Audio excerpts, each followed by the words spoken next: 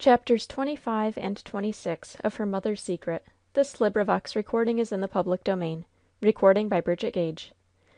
25. The Guest Shocks Her Host. Mrs. Force turned pale as death while she read the note. When she finished it she stooped forward and dropped it into the red heart of the coal fire. Then, averting her head, that no one might see the blanching of her face, she said, in a tone of enforced calmness, to the waiting servant: "Tell the messenger that there is no answer." The servant bowed and withdrew. "What is it, dear?" inquired Abel Force. "Nothing that needs attention to night," she replied, with assumed indifference. And Abel Force, thinking it to be some little domestic matter that might not be discussed before a stranger, and perfectly unsuspicious of anything secret or serious, thinking no evil, dropped the subject then and there, and forgot. "Ah yaw I never was so tired and sleepy in all my life before!" cried Mrs. Anglesea, throwing herself back in her chair, and stretching her mouth and limbs with a tremendous yawn. "No doubt you are, madam. You have had a most fatiguing day. Permit me," said Mr. Force, and he lighted a wax taper and put it in her hand. "And what on earth am I to do with this, old man?" she demanded, between two gapes. "It is to light you to your room," said Mrs. Force, answering for her dismayed husband. "Can you find your way, or shall I see you to the door?" "Is it that fine room, fixed up with maple wood and blue calico, where the gals took me to take off my bonnet and wash my face and hands?" "Yes, it is the same. Shall I show you the way?" "Lord, no, 'oman! I ain't a baby. But I reckon you may toss me in a nightgown and nightcap before you go to bed yourself, for, you know, I come here right from the church, and, of course, didn't fetch any 'long of me." "I think you will find all those conveniences laid out on your bed," said Mrs. Force. "All right. Good night, old 'oman," and she kissed Mrs. Force, to that lady's dismay. "I'm sorry I had to make such a fuss in the church to day, but I couldn't help it, and it is all for the best. Good night, ole man. Lord, why, I feel just as if I had knowed you all the days of my life, and you was my own kinfolks. So here goes!" And she stood on tiptoes and pulled down Mr. Force's black whiskered face and kissed him. And he bore the punishment with much more fortitude than his wife had done. Then the frank, rude, handsome creature, in whom there was no wickedness at all, took up her wax taper again, laughed, nodded, and went out. "Well, for a woman who has been robbed of her fortune and forsaken by her husband, she takes life quite cheerfully," said Elfrida Force, with a touch of sarcasm in her manner. "It is her healthy constitution and happy animal spirits that enables her to do so," said Abel Force, apologetically. "She is very ill bred," said Elfrida. "That is her misfortune, not her fault, poor thing! But enough of her. How is our darling this evening?" "Fast asleep, with a regular, normal pulse and respiration. To morrow she will be quite restored, I think." "Heaven grant it!" fervently exclaimed Abel Force. Then he touched the timbre that was to summon Jake to close up fenders and put out lights. And then the husband and wife went upstairs together. When they reached the landing they were startled by a loud rapping on the inside of Mrs. Anglesea's door. "She wants something that has been forgotten, I suppose. Go on, Abel, and I will stop and see what she requires," said Elfrida Force. And the gentleman passed on to his apartments, while the lady paused at their visitor's door. "Say! Hi! Ole 'oman! You! I want you!" cried the guest from within, as the lady approached. "Well, what is it?" inquired Elfrida Force. "Is your ole man outside?" "No, he has gone to his room." "Then it's all right, and I can come out," replied the woman, opening the door, and standing there in her ascension robes, while she held up, at arm's length, one of Elfrida's own fine cambric nightdresses, and exclaimed: "Look here, I say! I can't get into this thing! Why, look at me and look at it! You might's well try to squeeze a pumpkin into a pint pot, as me in it!" Mrs. Force saw and recognized the dilemma. The stout woman could not wear one of her night robes, and if not one of hers, certainly not one of Miss Meeke's, or of either the young girls, all of which were smaller than her own. What was to be done now? The lady stood confounded for a moment, and then a bright thought struck her. "I will find one to fit you, and bring it," she said. "That's you!" exclaimed the woman. Elfrida Force turned away and went into her own room to get the wax taper which her husband had carried there, and then she went up into the garret and waked up old Aunt Lucy, who was even stouter than Mrs. Anglesea, and who had a treasure that was the pride of her heart, a small chest full of fine, snow white underclothing, that was laid up in lavender, and only taken out to be shown to acquaintances, but never worn. When Luce was roused out of her sleep to see her mistress standing over her, with a taper in her hand, she was frightened half out of her wits. She knew not what, but she instinctively gasped out: "It's a habit dey gibs derselves! Nuffin 'tall but a habit dey gibs derselves!" "Luce, wake up! I want you to do me a favor." "Yes, mist'ess, it's a but a wide gape cut off her proverb. "Luce, I want you to be so kind as to lend Mrs. Anglesea one of your best new night dresses," said the lady. "Yes, mist'ess, nightgowns. It's a you!" with another yawn. It was full 10 minutes before the lady could bring the half sleeping woman to a consciousness of what was wanted. Then, indeed, Luce was all attention and alertness, proud to accommodate the visitor.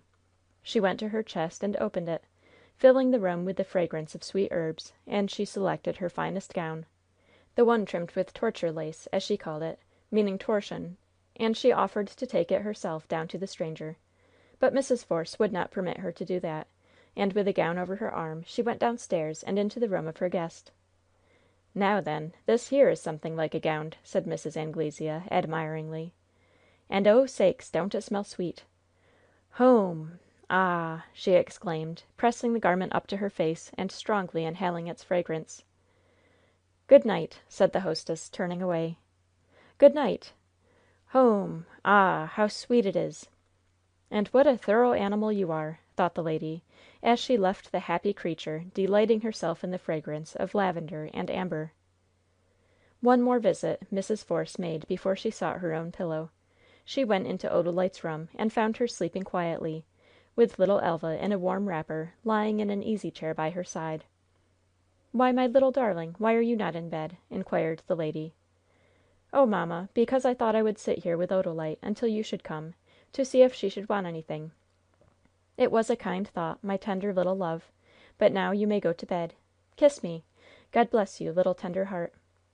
And so, with love and kisses and blessings, Elfrida Force dismissed her gentlest child to rest. Then she bent over Odalite, and saw that she was sleeping well and breathing easily. She took her hand, and found that her skin was cool and moist, and her pulse was regular. She kissed the sleeper on the brow, and then knelt and prayed for pardon of that long past folly, as she prayed daily and nightly. She prayed for protection for those she loved from the machinations of the evil and the designing, and for guidance and help in her perplexities and sorrows. When she finished, she arose and left the chamber. CHAPTER XXVI THE day after the wedding. Mrs. Anglesea was up with the sun the next morning. She replenished the smoldering fire from wood that she found in a box at the bottom of the closet. Then she threw open the front and side windows of her corner room, and looked out on the bright, crisp, winter morning. The ground and the bare trees were glistening with white frost, and beyond and below stretched the blue waters of the bay, intensely blue now under the clear, winter sky. "It's a pretty place, but whee how cold!" she said, with a shudder, as she pulled down the sash of the last window and turned to the fire. She could hardly persuade herself to leave it, but fearing she might be late for breakfast, she at length arose, and made her toilet, hastily and carelessly, with a few splashes of water on her face and neck, and a hasty drying, interrupted in the middle to press the lavender-scented white damask to her face to inhale its fragrance. Then she ran a comb through the thick locks of her curly hair, which she finally bunched up into a big mass at the back of her head. At last she put on her clothes and left her room, noisily banging the door and closing it. There was no one in the upper hall. All the chamber doors leading from it were shut. "I reckon they are all at breakfast, and the coffee will be stark cold when I get there. I wish they had waked me up, but I reckon they thought I was tired. I am never too tired to eat," she muttered to herself as she went downstairs. She hurried directly to the dining room, where she found a fine, open fire burning, and Luce engaged in setting the table. "Why, Lord!" said the visitor, "ain't you had breakfast yet? I thought as I should be ever so late." "Dear me, ma'am, is it you? Why didn't you ring?" inquired, in turn, the surprised negro woman. "Ring? What should I ring for?" demanded the visitor, drawing a chair before the blazing fire, seating herself, putting her feet upon the fender, and pulling up the edge of her skirt to toast her shins. Luce paused in her task of placing the knives and forks to look at the vandal. "Why, ma'am, for somebody to come and wait on yer, and fix the fire, and fetch hot water, and that," she said. "Fiddle-dee-dee! Wait on your granny!" said the stranger, holding her chubby hands over the fire, and rubbing them, with a sense of comfort. But Luce had finished placing the knives and forks, and was now bringing china from a corner buffet. "What's that you have got in your hand there? Is it the sugar pot?" asked the intruder. "Yes, ma'am," answered the perplexed woman. "Hold it here to me." Luce complied, and the visitor took the sugar bowl and poured from it a handful of white lumps, and returned it, saying: "I reckon I'll champ this sugar to pass away the time while I'm waiting for 'em to come down." "Ain't you afeared it will take away your appetite for breakfast, ma'am?" inquired Luce. "Take away my appetite? Ho, ho, ho! That's a good un!" chuckled the guest, as she crunched the sugar in her strong, white teeth. "Don't yer think as yer'd be more comfer'ble in de parlor, ma'am? Dere's a splendid fire burning dere," suggested Luce. "No, I'm all right here. I feel just as snug as a bug in a rug. Don't mind nigger. Go on and do your work." "Nigger!" Luce had never been so insulted in all her life before. Yet she saw that the good natured creature who was toasting herself before the fire did not mean to insult her. "Say, I s'pose you've heard all about me, haven't you?" inquired the latter. "Ma'am?" questioned Luce, hardly knowing how to answer. "I say, you know who I am, don't you?" "Oh, yes, ma'am. You are Col. Anglesea's lady," promptly replied Luce. "Col. Anglesea's lady? What do you mean by that, nigger? I am Col. Anglesea's wife, I'd have you to know. Now, what did you mean by lady?" demanded the stranger, with spirit. "I am sure, ma'am, I didn't mean no offense whatsomedever. I meant to be more 'spectful in saying lady," soothingly replied Luce. "Well, then, never do you call me a lady. Lady is too unsartain a word. I am that man's wife, not lady." "That's true, ma'am, and I'm sorry as I made a mistake," said Luce, more humbly, because of a secret irony. "I s'pose you've heard all about that rumpus in the church?"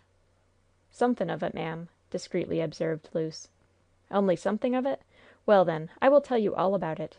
It will pass away the time while waiting for breakfast." Luce, divided between her curiosity and her love of gossip on the one hand, and her conscientious sense of propriety on the other, made no direct reply. Mrs. Anglesea began at the beginning, and rehearsed all her wrongs, just as she had done to the family in the drawing room on the previous evening. Luce went in and out between the kitchen and the dining room, and to and fro between the sideboard, the buffet, and the table, with a "'Scuse, ma'am," every time she went out of hearing.